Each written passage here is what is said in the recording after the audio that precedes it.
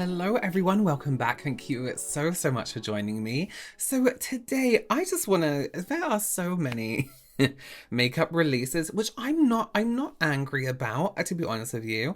Unless a brand does it every week, then that gets a bit suspicious. But I just want to talk about some products I'm kind of over and tired of seeing, and I don't think are necessary, and I think they kind of just, brands release them because they're like in trend and not much effort goes into them, and I'm just bored. I'm just over them existing and being released in every new release or every new brand that comes, you know. I'm just over it. So we're going to talk about that today. If this is your first time here, hi, my name's Robert. I'm a professional makeup artist here on YouTube and also in real life, and it's my goal to help you become a pro yourself or just someone who's really good at makeup. So if that sounds like something you are interested in, do please consider subscribing. Yes, okay. Let's just talk. Let's start with the first one, right? Lip oils. Okay, so let me just say there are two brands whose lip oils I absolutely love, and they're not included in this because I like them. They're different to everyone else's and they seem different. That's Luna Beauty's lip oils.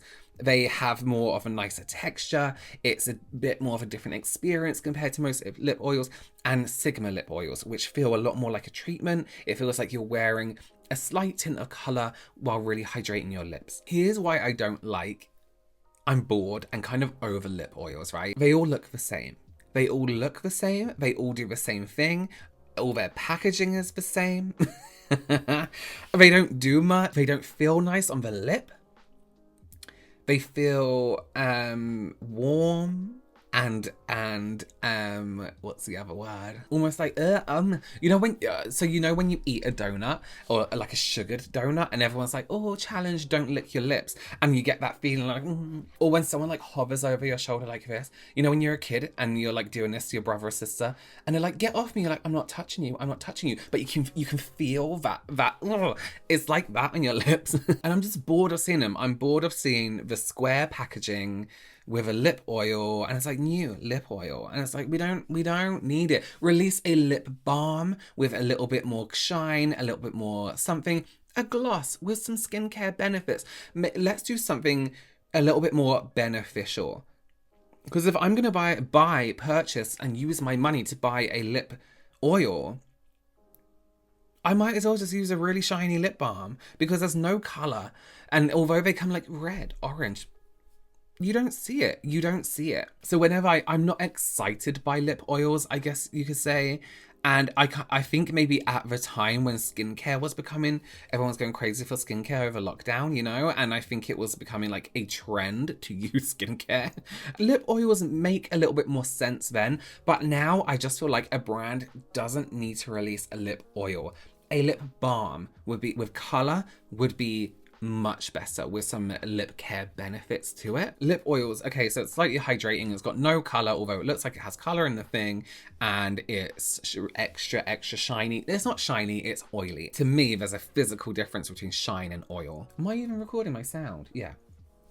So that I'm just overseeing the releases for it. Let's go to the next one, and this is setting sprays, shine mists, shine sprays, facial mists, renewal sprays. Let's say I owned a brand, right? Unless I could come up with a really good setting spray or mist, I wouldn't bother. There are so many that all do pretty much exactly the same thing that it's just a space that is full. There has yet to be a setting spray that I've been so impressed by that I would run out and buy another one. I get sent a lot of setting sprays and I'll go through them, or I'll use them as a primer when I'm doing makeup to go out, if I'm going to an event or something like that. But I don't run out and I'm not like, oh, I need my setting spray, because I've yet to be that impressed as an oily person by one. So let's just say, everyone, let's not release any more until somebody actually invents something that locks in your foundation like crazy, that doesn't feel uncomfortable, that isn't like too shiny or greasy or glittery or too dry. Let's just find this nice balance before we start releasing more setting sprays. I just feel like when people act like their setting spray is revolutionary, it's not. Like, you buy a setting spray with all these promises and then you use it and it's like, actually, you know what? That wasn't that great. And honestly, some setting sprays claim to do the strangest things.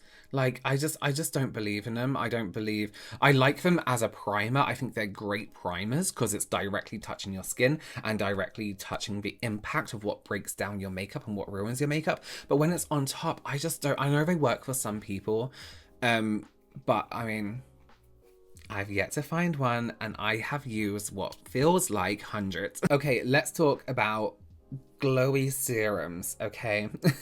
Now, this is really the product where makeup met skincare. To have that glow to the face as a primer or a prep, or just to have it look like your skin is naturally glowing.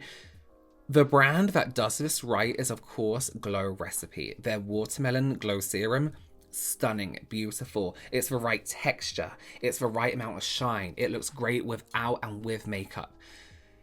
And then every other brand released this glowy serum, which just doesn't have the same impact. You're just releasing a serum. This is the problem when brands try to imitate and jump on trends, but just release any old shit. Like, it's like, this is a glowy serum. Where's the glow that looks different to any other serum? A hyaluronic acid serum, for example, great as a skin primer. It plumps up the skin, feels good, gives the skin a little bit of a nice, like, healthy shine, but it isn't that otherworldly glow, you know, where it's like, oh my god, you look like you just had a facial, like the Glow Recipe one does. That is something else. It almost has this luminosity to it, where it's like, okay, your skin is healthy and then some. Whereas other brands don't quite reach that and then some level. It's kind of just like, yeah, you've moisturized, which I can do with any other moisturizer. I've seen glitter in some glowy serums, or they dry down to this really horrible, like, white cast on my face. And on me, to have a white cast on my face, you know, then it's a shit product. So you always get, like, these wonderful products, like Glow Recipe is one. This isn't an advert for Glow Recipe, by the way. And then you get the imitators, probably Revolution coming in, like, oh, a glowy something, and it doesn't reach the standard. It just isn't. And I know there's a difference in price point, but still, people who want to buy something more affordable still want the results, you know? It doesn't mean you have to make something quickly. That's the issue. It's trying to get out quickly and be like, everyone is always going to want healthy looking skin. Don't rush into releasing some bullshit, you know? Which then kind of leads me on to skincare in makeup. There is, in my opinion, not enough skincare within a makeup product that is beneficial for your skin. Maybe a lip product, you know? But when foundations are like, oh, we have something. The ingredients in there helps it sit really nicely on the skin. Of course, it's skin, it has to work with it. But brands, again, definitely jumped on this trend of skincare and makeup being united, which they absolutely should go together. But then, you know, the makeup industry, take it one step, well, the newer makeup industry, take it one step further and let's claim all our products do all these things. If it's actually beneficial, then yes. But then I feel like this also led onto the clean movement. Clean foundation. Our makeup is clean. This is clean. This is clean. And I feel like that comes from people wanting more honesty from their products, more care for their face, more like non-toxic, in quotes, products. If you're listening to this, I'm doing air quotes. No chemicals, again in air quotes, when actually everything is you're gonna get chemicals and preservatives in your foundations and makeup. And for me, it comes when I see a makeup product. Lip balms I don't include because I really do feel like they can be beneficial. But a foundation, for example, a blush, a bronzer, and it's like it cares for your skin. Like I feel like, okay, there can be nice ingredients on it, but to say that is beneficial and it benefits your skin or it benefits your makeup or any of this stuff, it just doesn't quite sit right with me. Primers, absolutely, sure. But I feel like brands have definitely fed into that want for more honesty and more care for the skin. And I just see it. I'm just tired of fucking seeing it. Clean. It does this. Skincare. Ooh, like SPF. No. SPF, of course, good. I mean, SPF in foundation doesn't matter. Doesn't matter. Okay, so here's something a little bit different that I'm kind of bored of is bad formula eyeshadows, okay? Let me tell you, there are extremely affordable brands, indie brands as well, that make the most incredible formulas in their eyeshadows. And when it comes to bigger, I should say actually, big brands charging too much for bad formula eyeshadows, maybe is what I'm tired of. For example, Natasha Denona. Why is it so expensive?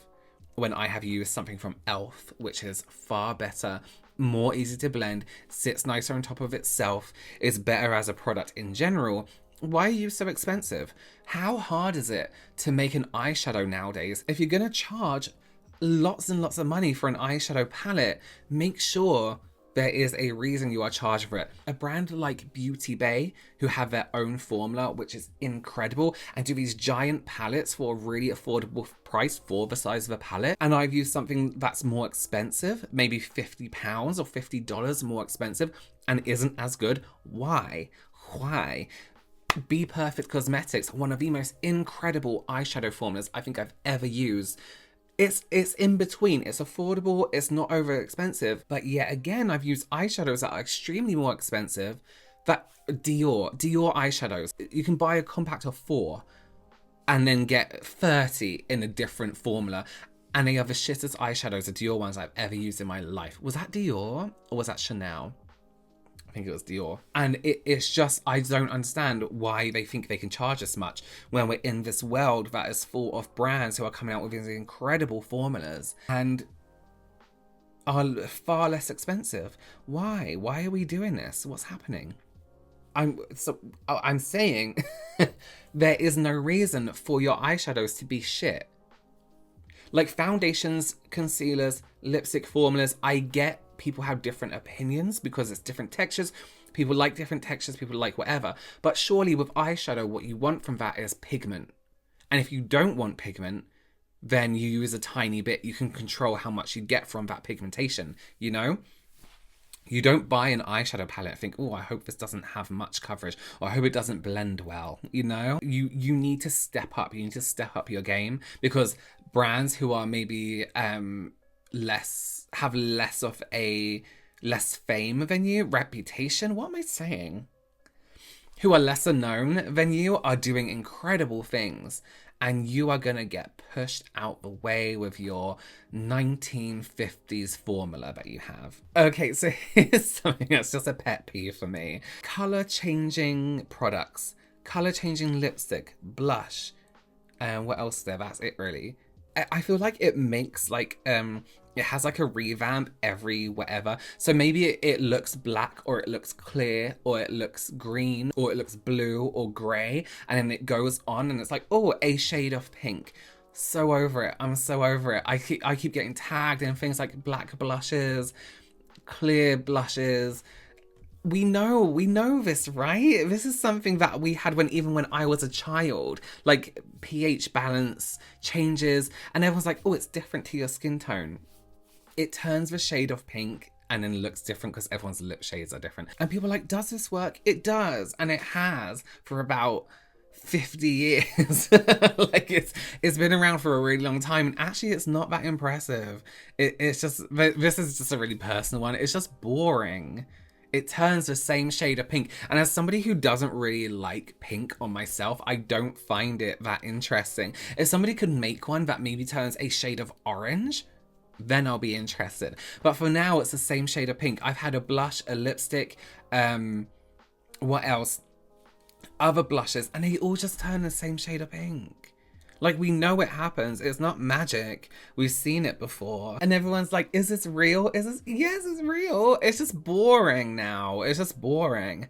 It's like somebody giving me a glass of water and being like, have you tried this? It's like, yeah. Or, you know, is this real? Yes, it is. It's so basic and so real. And it's just like, oh, stop. And I think, again, brands are starting to do little things like this because it's such a good reactionary thing on social media. You know, like people be like, oh my God, it's changed color. Yeah, it has. Okay. Well, those are a few things I'm just like, you know what? When I get tagged and I see them on like Trend Move or something like that, I'm like, oh, I don't care. It's boring. Let's do something, you know? Okay, I would love to know what you're bored of in the makeup world down below. It doesn't have to be products, it can be anything. Let me know. Thank you so much for joining me. Please follow me on all my socials. Give this video a thumbs up. Do consider subscribing. And I will see you very, very soon. Bye.